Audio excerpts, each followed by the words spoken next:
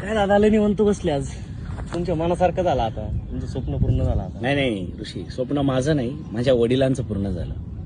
हा पण मग आनंदात बसाय पाहिजे ना. तुम्ही तर उदास बसले. काय ना ऋषी, ज्यांचं स्वप्न पूर्ण केलं ना आज तेच नाही राहिलेत.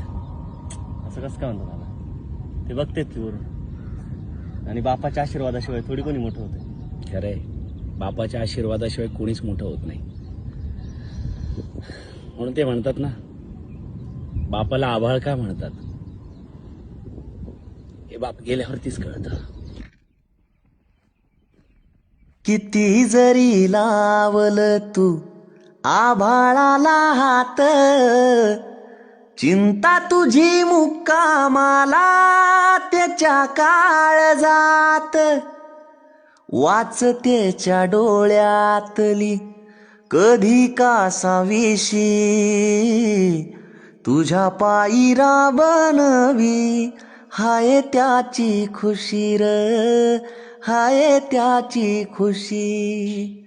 घडीभर तू थांब जरा, ऐक त्याची धाप र, लय अवघड हाय गड्या उमगाया बाप र, उमगाया बाप र, लय अवघड हाय.